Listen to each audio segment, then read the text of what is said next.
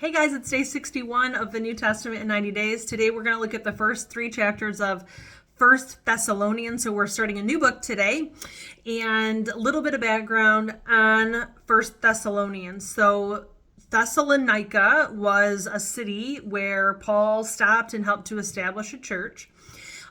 They didn't have like a leader, so like a main pastor that was kind of overseeing them, helping to remind them of the truth and all of these things. And they were also dealing with a lot of pretty intense persecution.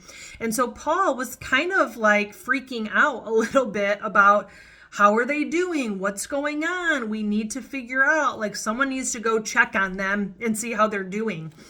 And so we find out in chapter 3 that basically Paul sends Timothy to go check on them. And then Timothy comes back with really good news. Okay. And so we'll talk about that in just a second. But the first thing that stuck out to me was towards the beginning of the letter. So Paul starts it like he always does. He has his greeting. Hey guys, it's Paul. I'm writing to you, faithful people in this city. And then he starts reminding them of the early time when they first heard about Jesus, like how they accepted the news about Jesus and became followers of him.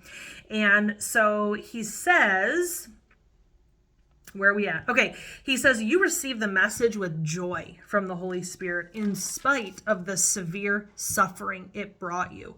In this way, you imitated both us and the Lord. As a result, you have become an example to all the believers in Greece. And now the word of the Lord is ringing out from you to people everywhere. For wherever we go, we find people telling us about your faith in God. Okay, there's so many good little nuggets there. So, obviously they've been dealing with a lot of persecution. I'm sure, like when you're trying to do the right thing over and over and it doesn't seem to be working out for you, you can get tired, right?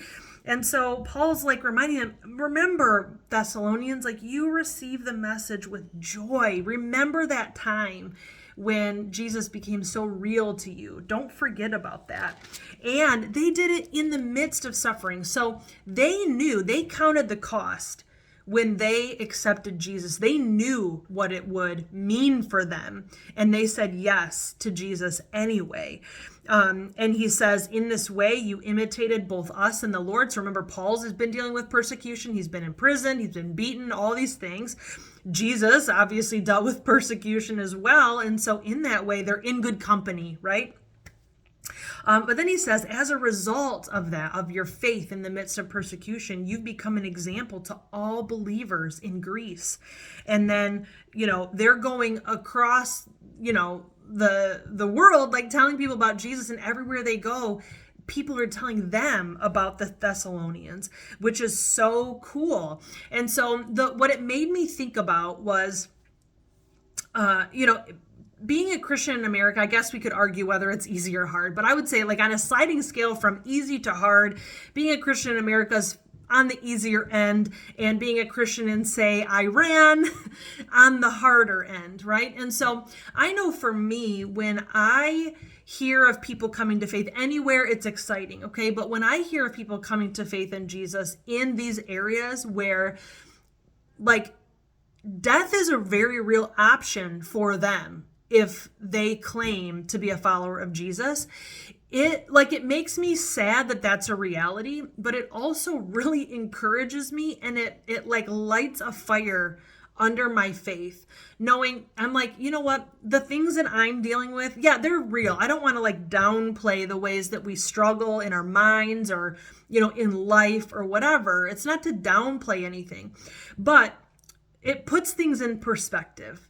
And I think that that's the reminder for me is, hey, Sarah, yeah, things may not be going your way. Things may be frustrating or whatever, but let's put things in perspective. People who, could die for their faith are accepting it and they're claiming Jesus. Like, there's something about Jesus, and just focus on Jesus. Like, remember Jesus. And that's kind of what the beginning of Thessalonians kind of said to me, I guess, as I was reading it. Wanted to share that with you.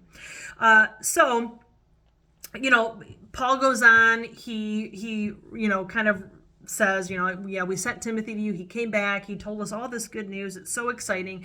And Paul's even saying, he's like, what we're hearing about how you're staying true. We weren't sure, right?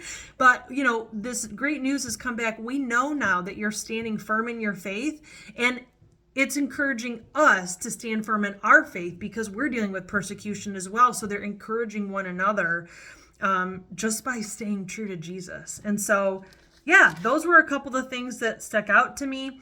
And, I don't know. So I think sometimes we don't really realize that just staying true to Jesus speaks, I don't think I've ever really thought about that. And so that stuck out to me. So anyway, that's the first 3 chapters of 1 Thessalonians. We'll do the last 3 chapters tomorrow. So if you want to chat about anything that I shared today, I would love to have a conversation with you. Feel free to leave a comment or shoot me a message. And if I don't hear from you today, I'll see you tomorrow. Bye, guys.